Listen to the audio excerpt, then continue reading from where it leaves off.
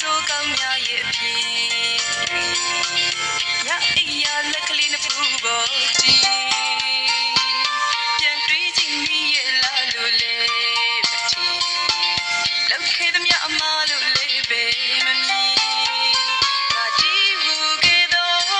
အဆွေမြင်ဝါတာ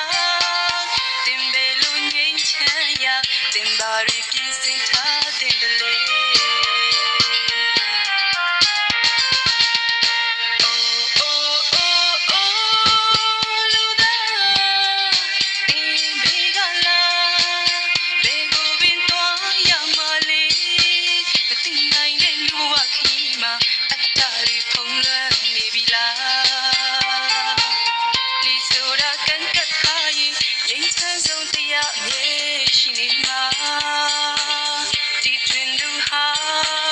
လေကိုပင်ကန်ကတ်ထားဖို့မဟုတ်ရပါလား